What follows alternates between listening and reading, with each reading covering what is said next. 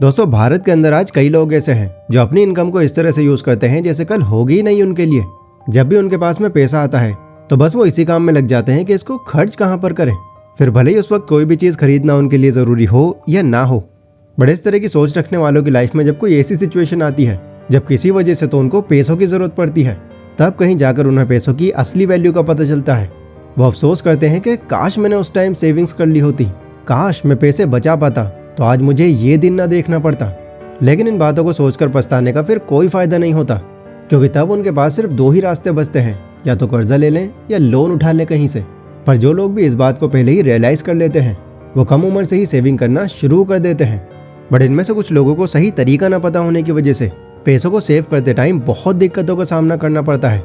तो अगर आप भी ऐसे ही लोगों में से हो जो कि केयर करते हो अपने फ्यूचर की, तो नो डाउट ये वीडियो आज आपके लिए लाइफ चेंजिंग हो सकती है।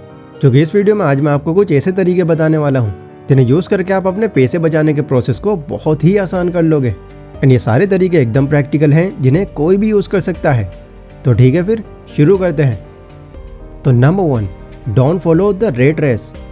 अपने चैनल पर अभी रिसेंटली मैंने एक पोस्ट डाली थी और दिखाया था कि कैसे आईफोन 16 के लॉन्च पर लोग 36 घंटों से भीड़ में लाइन लगाकर खड़े हैं, सिर्फ इसीलिए ताकि वो ये दिखा सकें कि उन्होंने आईफोन 16 उसकी लॉन्च की डेट पर ही खरीद लिया।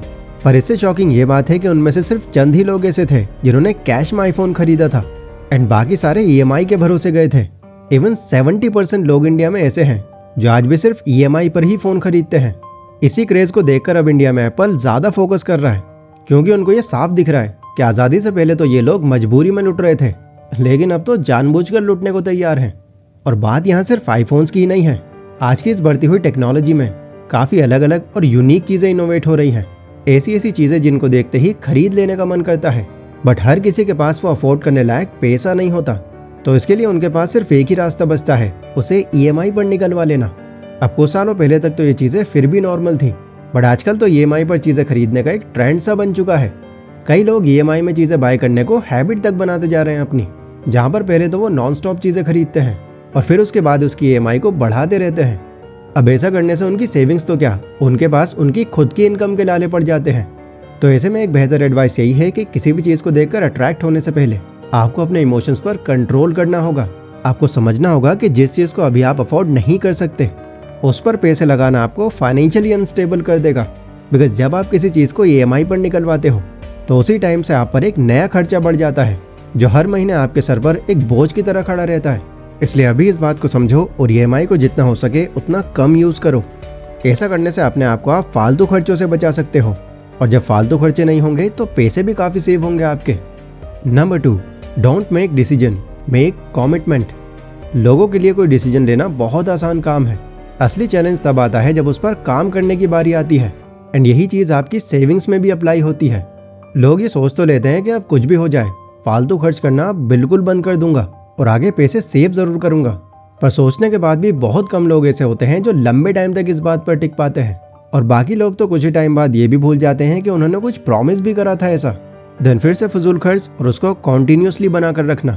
अगर आप इस बात को खुद से जोड़ कर देख पा रहे हो तो अनफॉर्चुनेटली इसका मतलब आप भी इन्हीं में से एक हो। आप सोचकर फैसला तो कर रहे हो बट इस पर टिकना नहीं चाह रहे, तो इससे आप ये मान सकते हो कि अभी अपने फ्यूचर को लेकर आप सीरियस ही नहीं हो। इसलिए सबसे पहले तो आपको सिर्फ डिसाइड ही नहीं, खुद से कमिटमेंट करनी पड़ेगी कि अपनी सैलरी से इतना पैसा मैं इधर बचाकर ज़रूर रखूंगा, क्योंकि अभी मैं यंग हूँ और आगे पूरा फ्यूचर पड़ा है मेरे सामने। एंड बुरे टाइम में आगे ये पैसा ही होगा जो मेरे सबसे ज़्यादा काम आएगा। पैसा बचाते टाइम अगर अपने माइंड में आप ऐसी बातें लाते हो तो इनडायरेक्टली आपका माइंड ये इंडिकेशन देना शुरू कर देता है कि ये रिस्पॉन्सिबिलिटी है अब आपकी। अब जहाँ भी आप कुछ फालतू खर्च करना भी चाहोगे, माइंड आपको उसी टाइम पर अलर्ट करता रहेगा। एंड इन सिचुएशंस में अगर आपने अपने इमोशंस पर कंट्रोल कर लिया तो यकीन मानना अपने फ्यूचर के लिए आप बहुत पैसा बचा लोगे। Number 3, give your savings a big reason. अगर आप खुद से प्रॉमिस करने के बाद भी, बार बार फ्यूचर में सोचने के बाद भी स्टिल पैसा बचा नहीं पा रहे, तो इसका मतलब ये हो सकता है कि कोई रीज़न ही नहीं है आपके पास बचाने का। आपने अपने फ्यूचर के लिए कुछ डिसाइड ही नहीं किया। अगर कोई ये माइंड में लाकर सेविंग्स कर रहा है कि उसको अमीर बनना है पैसे बचाकर, तो ये सुनने में भले ही अच्छा साउंड करे बट ये प्रैक्टिकली पॉसिबल नहीं है, क्योंकि अमीर पैसा बचाकर नहीं, इनकम बढ़ाकर बना जाता है। पैसा बचाने का आपके पास कोई स्ट्रॉन्ग रीज़न होना चाहिए। आपको इनसे आगे चलकर कोई बिजनेस करना है, कोई प्रॉपर्टी खरीदनी है, आगे बच्चों की एजुकेशन में लगाने हैं। कुछ तो ऐसा बड़ा रीजन हो आपके पास जो आपको फोर्स करे पैसा बचाने को। क्योंकि देखो सिंपल सी बात है, अगर आपको मंजिल का ही पता नहीं होगा तो रास्ते कैसे चुन पाओगे आप। इसलिए सिर्फ कमिटमेंट करने की बजाय जिस तरह किसी दूसरे काम को करने के लिए गोल सेट करते हो आप, वैसे ही आपको यहाँ पर भी एक गोल सेट करना है। तभी आप सही मायनों में बचा सकते हो अपना पैसा। Number 4, don't be an stranger. अगली बड़ी वजह जो हमको रोक देती है पैसा बचाने से, वो ये है कि हमारे पास अपने खुद के पैसों का ही हिसाब नहीं है। हमें खुद नहीं पता कि हमारा पैसा कहाँ कहाँ पर खर्च हो रहा है। भारत में मैक्सिमम लोगों की यही दिक्कत है, वो अपने एक्सपेंसेस को ट्रैक करना जरूरी ही नहीं समझते। उन्हें 10 मिनट यहाँ टाइम लगाना काफ़ी मुश्किल लगता है। एंड इन्हीं लोगों की मंथ एंड में फिर ये शिकायत रहती है कि यार पैसा तो सही कमा रहे हैं बट जा कर आया पता ही नहीं चल रहा, यार कुछ बच ही नहीं पाता। इसलिए ज़रूरी है कि आप भले ही दिन में सिर्फ 5 मिनट्स निकालो, पर एक डायरी लेकर अपने डेली खर्चों को ट्रैक ज़रूर करो। एंड मंथ एंड खत्म हो जाने के बाद उसे चेक करो कि आपकी टोटल कमाई में से कितना पैसा आपकी ज़रूरतों में लगा और कितना आपने ऐसे ही उड़ा दिया। आप शायद ये सोच रहे होंगे कि इससे होगा क्या। देखो, ऐसा करने से जब उस डायरी को आप मंथ के लास्ट में लेकर बैठोगे तो महीने भर का पूरा खर्चा आपकी आंखों के सामने होगा। जो आपने ज़रूरत में लगाया वो भी, और जो आपने फालतू बहाया वो भी, जिसे देखकर आपके अंदर एक सेल्फ अवेयरनेस आएगी।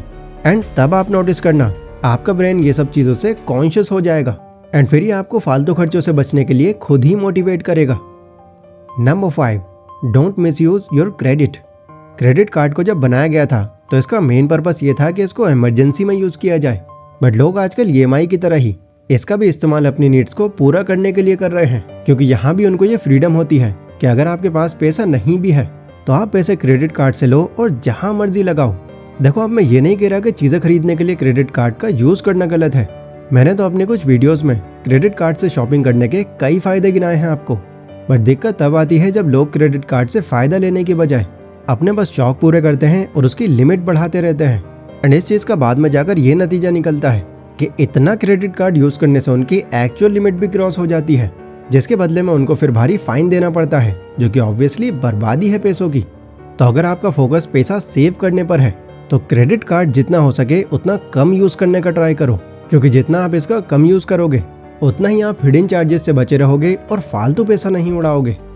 तो ये थे कुछ ऐसे तरीके जिनसे अपनी इनकम से आप काफ़ी पैसे बचा सकते हो। इनके अलावा अगर आपके माइंड में कोई और यूज़फुल तरीका है तो उसे आप कमेंट करके बता सकते हो, मैं पिन कर दूंगा आपकी कमेंट। ये वीडियो अगर आपको पसंद आई हो तो इसको लाइक ज़रूर कर देना। बाकी टेक केयर और यहाँ तक बने रहने के लिए बहुत बहुत शुक्रिया।